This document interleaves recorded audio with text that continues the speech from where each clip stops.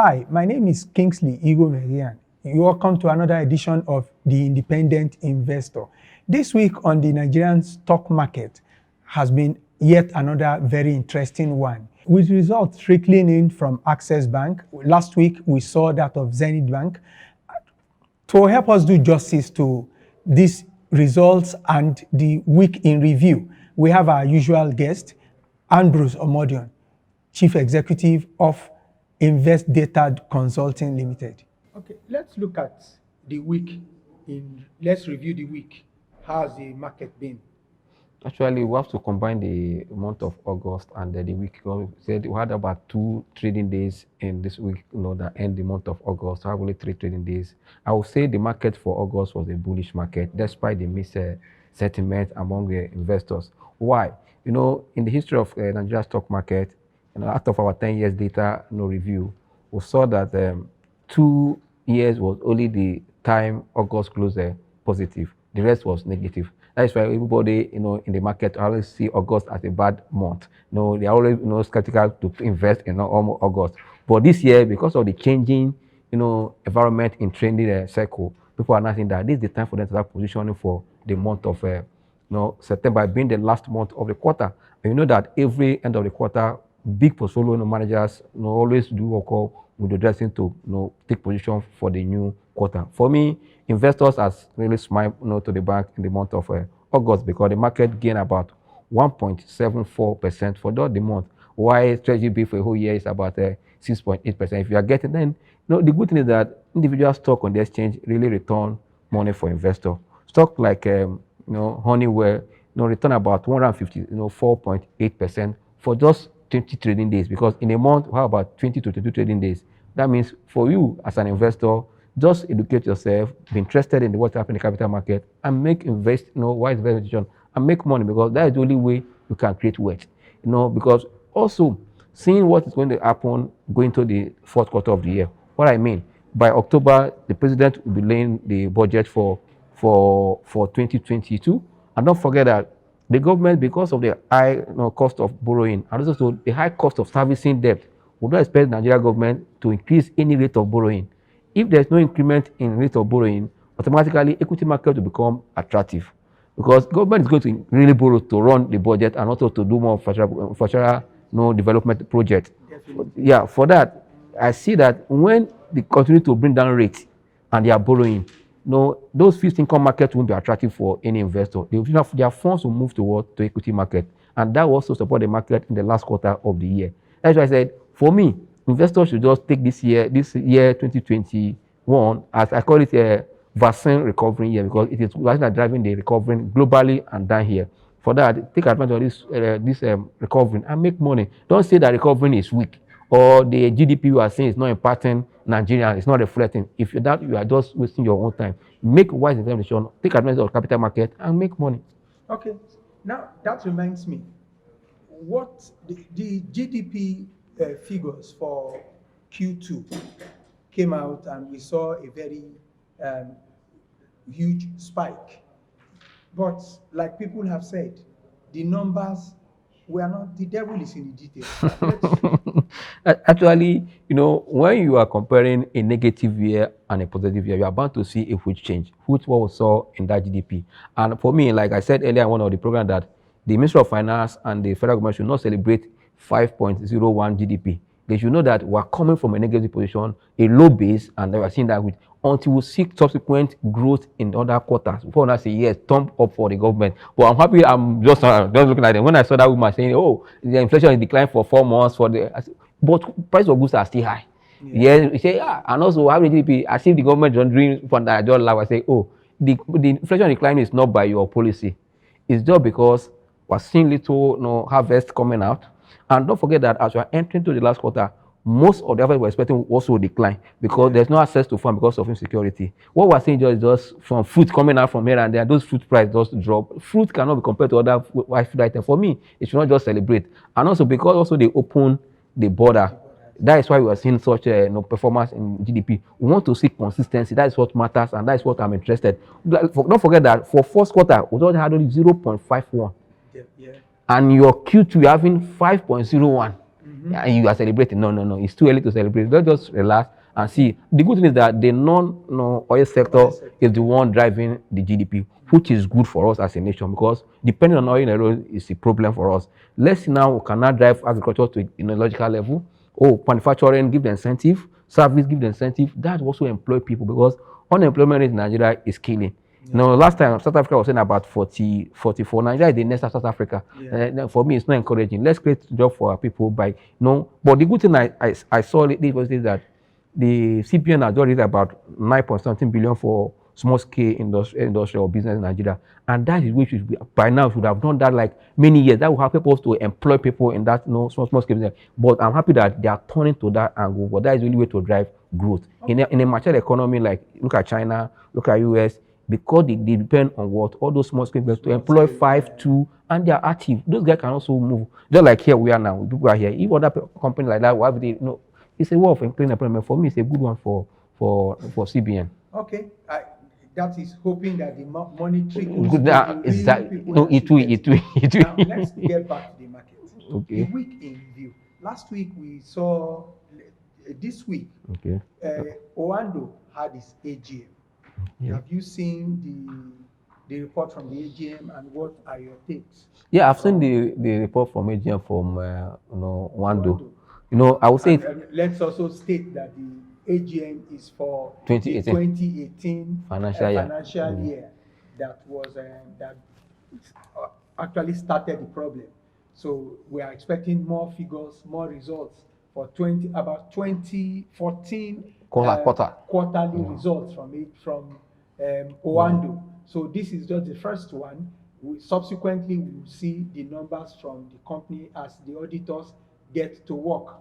So let's actually, if you look at the outcome of the AGM, I'll tell you that nothing tangible came out of that AGM. One, because it's belated. Yeah, belated. And you can't like what the MD said that this 2018 AGM that it has nothing to say about. Because one of the shareholders asked, give us just an insight what has happened between 2019 to date. And he said we are doing 2018 AGM. In every, they want to round up because one is because also there are issues that are still on ground that you don't want to go into, because going into 2019, 2018, that means you want to wake those issues up.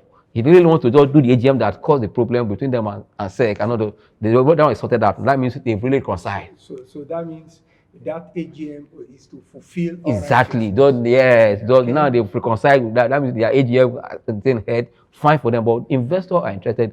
What has happened between and it tells a lot. Yes, if they have kind of given let's say just an overview or they didn't do that, that would have given investor an insight where they are going. But for me, look at the others in that industry, especially you can't match Owando with others that are into marketing alone. No. You now look at the world of Teplat and Owando, they're almost the same business. For that, the assets in Owando is bigger than but that of Teplat has but Teplat are more prudent. Yeah. More prudent, and also they are feeding their investors with information. Just like you send your child to school, at the end of every quarter, the child comes with a report card to know that my child has done well, my child has done well. If a company has run for almost 3 years, no report card, no earnings, no financial statement, everybody there is in dark. Yes. For me, what Owando did last the AGM is not right. You are giving your shareholder, they are your shareholder. In sight of what that, but for me, they want to keep to boost their confidence and their faith in market information. Exactly. But they do that. But for me, because of the sector where they are operating, there's still potential for Owando. If really they will turn a good leaf, a new leaf. Because before now, the result don't come regularly, and Owando is the company that will post first quarter positive results, second quarter positive, third quarter positive. At the end of the year, they give you red account. After you are all the hope for first quarter, second quarter that you are going somewhere. For that, I think they should turn a new leaf, as I just said earlier, and also give investors information that will guide their investment decision. That is what we need, because market feed on what? On information.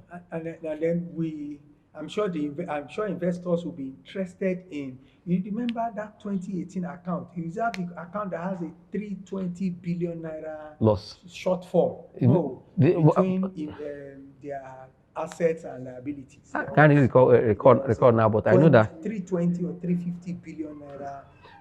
I can't remember now, but I know that for this 2018, it's a loss of almost 30 billion was posted. Yes. For 2018. Because that's Mhm. that one is But old I believe the recovery that we saw this year in oil. in oil Then should they also will give reflect. that. Yes, that's why when you say that, tell us, give us an insight. Don't not. I know that they need to appoint auditors for you to do that. That's what the the law At says. least from the management, Angle can everybody. They didn't do that. I said we are doing 2018. so they wanted to restrict themselves to Yes, 2018. and that's why after they check, I said the stock is dropping. Okay, because there's No no information. confidence. Yeah, no information. No. That's why most of them that are listed on exchange, and also that's why exchange also instead that feed the market with information what is happening. That will boost confidence and people can wait. That's why also quarter result is very important. When you see first quarter, a company that you are invested, if not impressive, you can sell off and move to another company. If you are still for 3 quarters, no result, you are like as I said earlier, and that you can't make any informed investment decision. For me, the equity market remain a place for investors to take advantage of, creating Okay, wealth for themselves. moving from Owando, this week also has been very busy. We saw the before the result of Access Bank a few Okay. days ago. We saw that of Zenith Bank late last week, and the numbers were like crawling. I the numbers were like crawling. So looking at Access Bank and then going back to Zenith Bank, what are we seeing? Yeah, for me, these are the first year banks that every investor want to be part of this bank because why their dividends have been consistent, and the sector being the engine of an economy, we want to look at the banking sector where they can get easily paid in terms of dividend because they are well regulated. Any foreign investor enter Nigeria will first of all look at Nigerian banking sector anywhere in the world because you need a sector where your fund will be secure because of the regulation. For me, it's a good one, but the result that came from the two now, for me, it's like a missed number now. Initially, before now, market was hoping that this number from the first year bank will boost the market. Yeah. But when Zenith Bank released their own first, it came with a flat number. It sent a kind of panic to the sector. There was a kind of sell down among the banking stocks. But when the access came on the first of the month, on the first of that is on Wednesday, it changed the mood. You can see that yesterday and today, the banking sector will start becoming attractive for investors to start repositioning.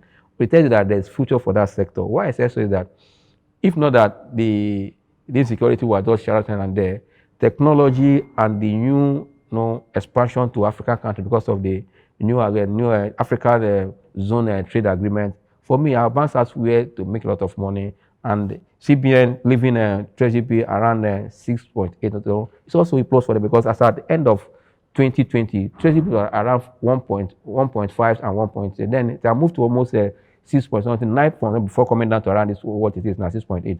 For me to that would have make money for the bank because banks only play majorly in Treasury bill because they have the big fund to play Treasury bill. Okay, now looking at the results from Access Bank, we see, and then that of Zenith also, we see that banks are still reporting huge Non-performing loan. non-performing loans. Where For me, you expect that because we're just in an recovering economy. When the economy was down in 2020, there was kind of what we call renegotiation of loan Yeah. with the banks and their customer.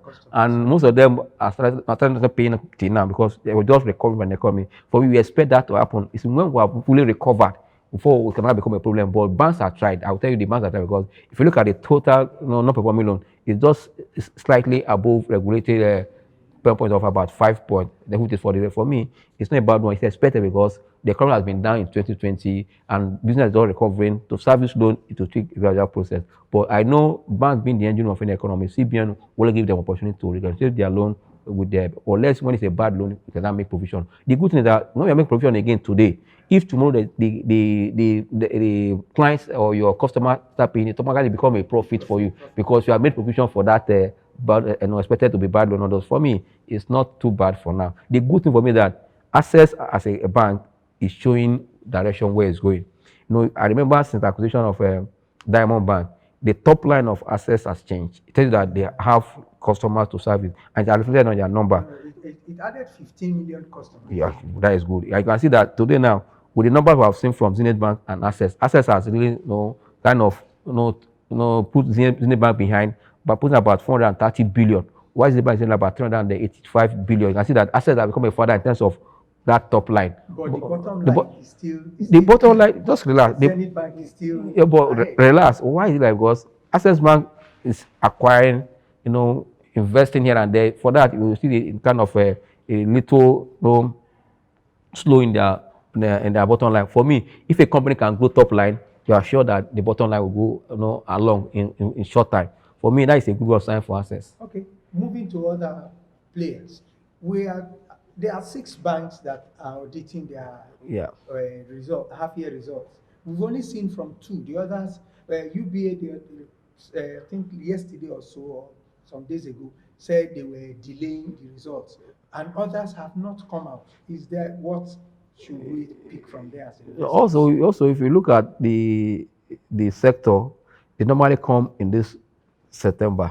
Only few always normally comes in August, which is Zenith Bank and Access. UBA to come normally comes up in August, but this time they said it's CBN that they are waiting for approval. They've done their board meeting, they've approved their dividend, they've approved the result, but CBN as a regulator has to put final approval before they can make it available to the NSE and investing public. There's no problem.